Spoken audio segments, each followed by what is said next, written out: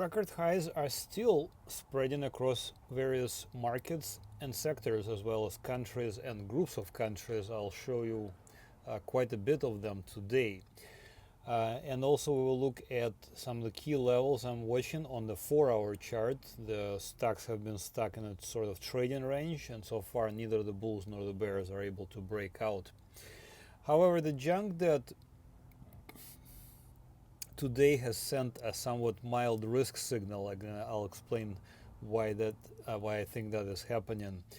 And we will also look at bonds. Bonds have been rallying. The treasury bonds have been rallying, and the yields as a result are dropping. In fact, the 30-year mortgage in the United States have come down to one of the lowest levels in recent history. I believe like 3 to 5 years.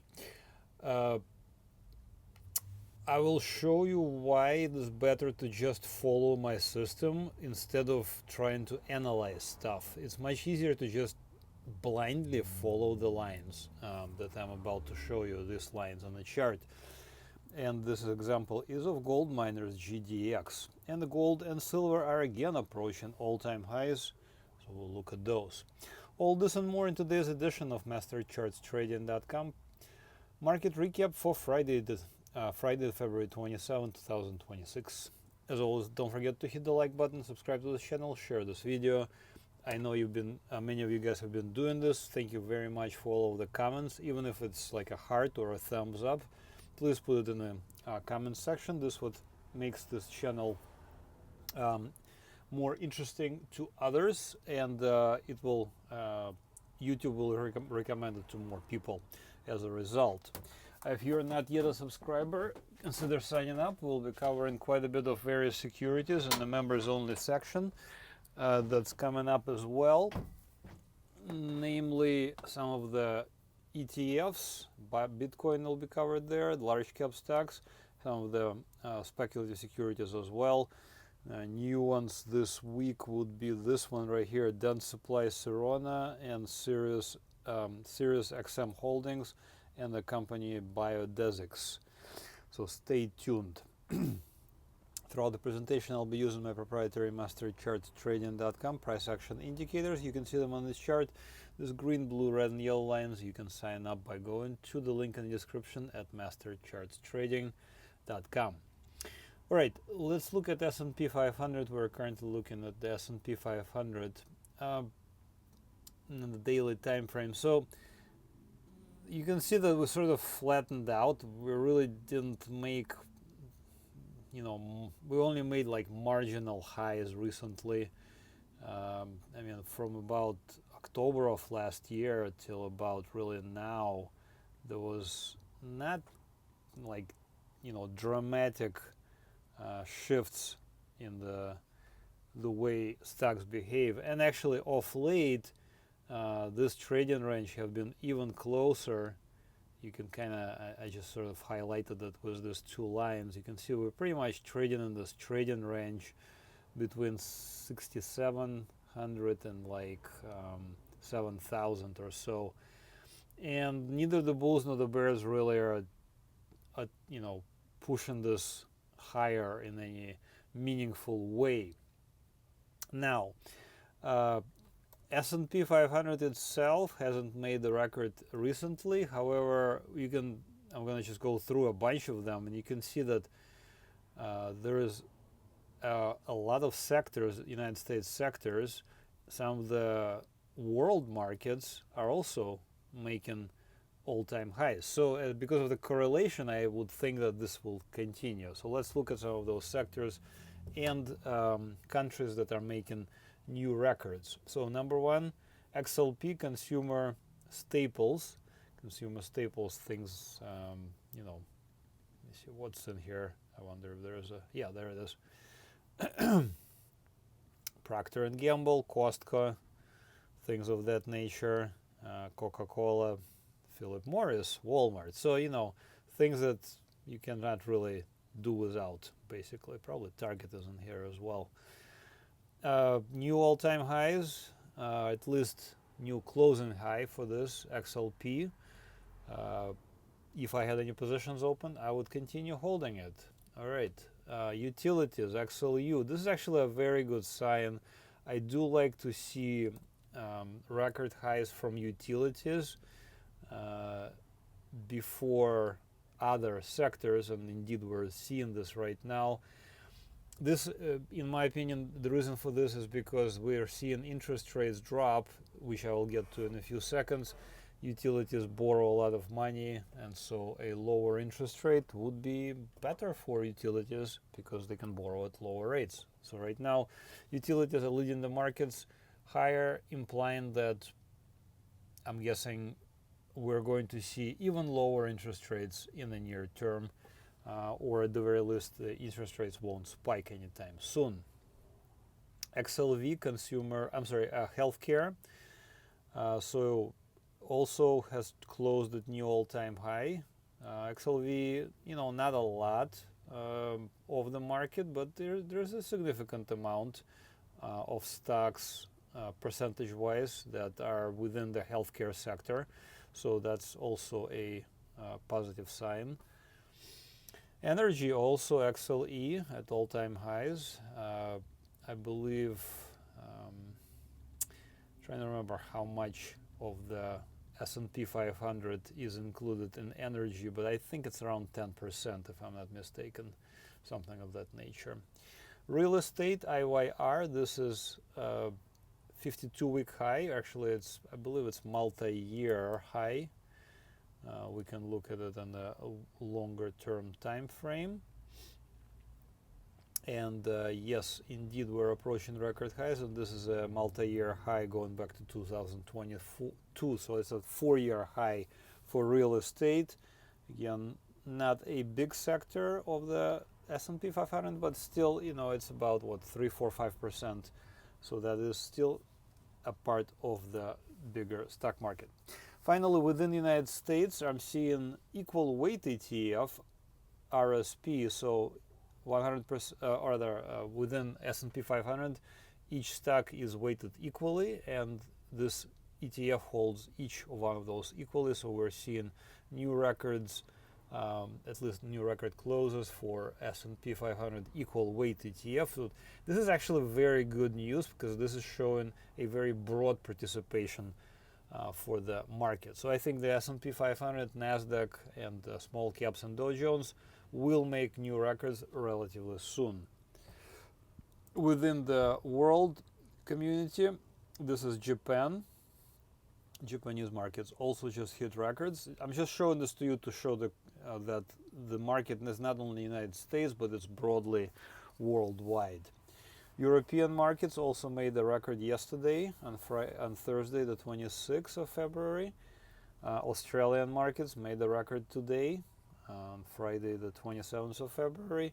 And emerging markets, ETF that holds various emerging markets, such as China, for example, ticker symbol EEM, also just made an all-time high. So by and large, we're seeing a very positive setup, and we're seeing good participation from across the board. Here's where I am a little bit concerned, however, not yet dramatically concerned. This is truly one of the smaller issues and has to do mostly with the intermarket perception and intermarket analysis. So right this instant, we're looking at high yield bonds, ticker symbol JNK. So on this chart, what I wanted you to take a look at is the difference in today's price action. So right now, so I'm looking right now, this is yesterday, 26th of February, and this is today. Notice that what happened today, we dropped and continued lower. I'm gonna kind of zoom in even more on this. All right, so here's that price action from today. So again, yesterday we were up here. Today in the morning we gapped down and continued lower. So we closed near the session lows. In other words, today high yield bonds definitely lost ground. In fact, the way they lost ground, the action was dominated by the bears mostly. And if we look at S&P 500, you can see a similar situation. So again, in the morning we opened and we gapped down, but notice what happened throughout the day. We actually closed higher, so the candle ended up being green. Yes, we lost about 1/4%, 1/2%, but at least we didn't close next to the lows. Contrast that to the high yield bonds. Here's the high yield bonds again. I want to show them to you, and notice that we closed near the lows. So by and large, this is like, sort of splitting hairs, I guess, but this is the only thing that I am concerned about within this intermarket relationship between high yield bonds and stocks. High yield bonds and stocks correlate extremely tightly, and so if high yield bonds are doing something different than stocks, I start to worry. In this case, it seems to be a little bit of a divergence, so we will be watching Monday what happens, and next few days. If high yield bonds suddenly start to lead to the downside, then we need to start thinking about what's going to happen to S&P 500, and if we're going to turn around, the S&P 500 will also turn around or not. Okay, another thing I wanted to point out is a perceived risk-off environment that the long-dated treasury bonds, as well as some of the shorter-dated treasury bonds, are also exhibiting. So right now we're looking at TLT treasury bonds, the longer-dated ones, 20-plus year treasury bond fund, ticker symbol TLT. I actually personally bought it just a few weeks ago in January 5th, right there where I'm hovering, where the arrow is. A few weeks later, we see a move higher. Right now, we're at, I believe, 52-week highs. Yes, we are at 52-week highs. So when treasury bonds are moving higher, by extension, the treasury note yield is moving lower. So this is a 10-year treasury note yield. We can also look at 20-year treasury note yield. Notice that it is breaking down below this red support resistance line, which implies that we're going to be seeing lower lows and lower highs, most likely. And in general, when we see treasury bonds kind of breaking out, there is a stronger chance of this being related to the what's called a risk-off environment. In other words, stocks are risk-on. Stocks are going up when things are just rosy.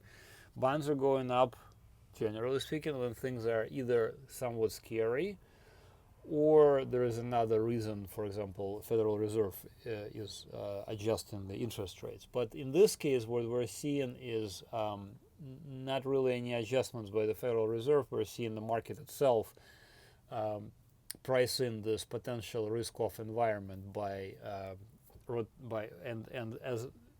and the investors are rotating money into bonds. At the very least, some of them are rotating at least some of the money into bonds. So this is what we're seeing right now. So whenever treasury bonds, especially the longer dated ones, are going up, we should be aware of the fact that we might be entering a risk-off environment. So potentially next few weeks could be even more choppy than they were in the last few weeks. So let's look at some of the choppiness.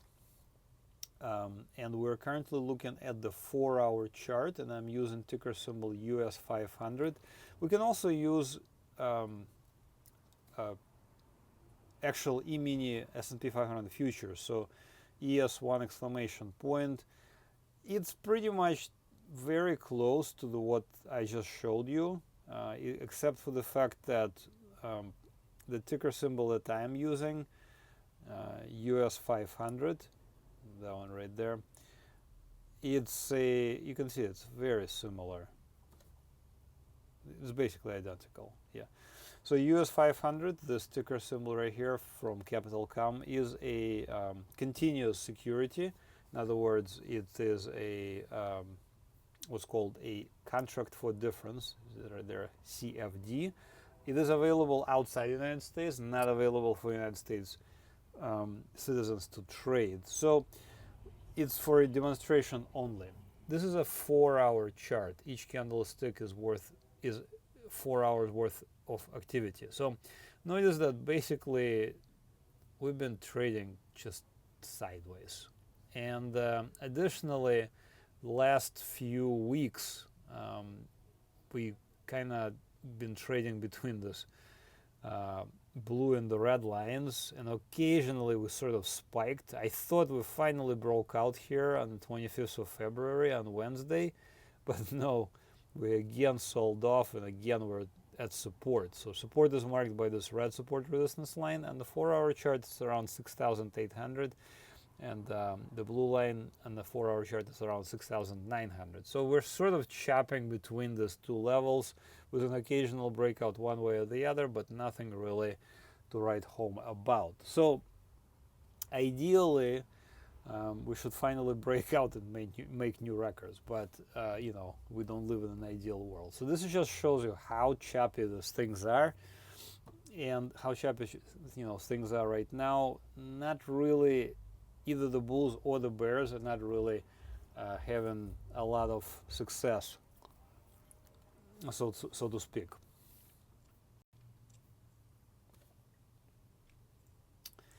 Okay, let's look now at a different security altogether. We're currently looking at the US dollar, again on a daily time frame. Each candlestick is a day's worth of activity, ticker symbol DXY. Okay, so these are 3+ year lows that happened in January of this year. I thought that we're going to be rallying after that, at the very least, sort of like a relief rally. We are indeed getting that. We can also project my indicators into the future. We can see that the indicators are strongly curving down. In fact, price action in the not so distant future, only in May, would be very close to where it is right now. Or rather, the blue line, in other words, the bullish levels where we would, you know, start thinking about buying the dollar, are very close.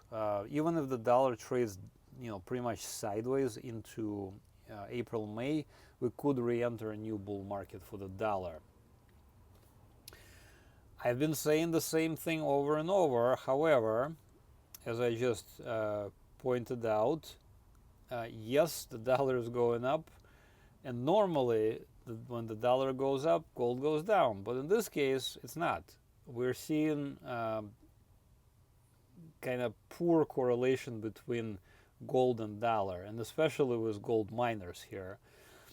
So the ideal thing is to have a system, like for example, this my system with these 4 lines in the chart is a complete system. All you have to do is just have those lines and buy a security every time we close above the blue line. So if you just remove your brain and simply do that, then you can have very nice gains.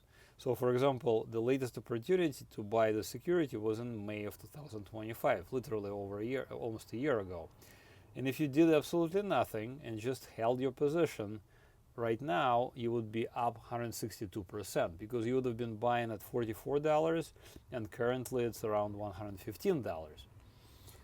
Now, as you have probably listened to my previous videos, I keep saying, oh wow, look, the dollar is finally going to be bouncing. Will the dollar be bouncing finally? Yes, but it is not really leading to anything meaningful as far as gold underperformance. In fact, gold has been doing quite well, and gold miners have been just outstanding. So if you do nothing and listen to me little and just use my indicators, you win really well. You win much more often than you don't. In this case, again, last opportunity was back in May, and if you bought it back then, you're up 162%. So congratulations. As far as gold and silver currently is concerned, so this is silver, for example. Previous alerts we're back in 2025 again. Latest opportunity was back in 2025 in May, and the silver was then at $32. It went as high as $120. The important thing is right now is that notice that we are indeed again breaking out above this blue support resistance line, and this by extension, or rather by definition, means we need to be buying silver. So alert hasn't been sent, but this arrow is there. So if you have my indicators, you can make your own conclusion basically looking at this chart. And gold, basically the same thing. So last opportunity, if you actually took it, was back on the 2nd of February when gold dropped towards this blue support resistance line. You could have gotten it around 4,580 or so, and you would have been already in the profit. And looks like we are again approaching records, so very likely gold will hit new records, and gold miners have already hit new records, and silver is approaching. That's it for this week's recap. Head over to MasterChartsTrading.com, hit sign up one of the products. So again, I have the indicators. The indicators are super useful. You can trade pretty much anything. Here's gold miners once again with 176% gain that you could have had if you had my indicators. So here they are on the daily time frame. Gold miners gaining over 162% or so. So congratulations. All you need is these indicators, so you can sign up to get these lines, these green, blue, red, and yellow lines. These lines are available for tradingview.com. Okay, this interface is free. This is a free interface called tradingview.com. Once you come to my site, Master Charts Trading, sign up for one of the packages that has the indicators, so trading indicators or trading indicators and newsletters.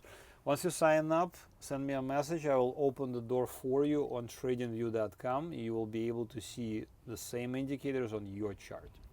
If you just want my newsletters, so I send out daily alerts and weekly members only videos about various securities we trade. For example, this week we'll be covering these various securities that you see on your screen, some of the large cap stocks, ETFs, as well as several of the more of the speculative securities. So that is available as just a separate newsletter subscription. I also have monthly and yearly plans. Yearly plan, you get 2 months off compared to the monthly plan equivalent. And all of the plans come with a 7-day free 7-day trial, so you have a chance to evaluate and make a decision if you want to keep it. That's it for this week's recap. Please don't forget to hit the like button, subscribe to the channel, put a heart or a like or a thumbs up into the comment section. Thank you for watching and have another great trading week. Bye-bye.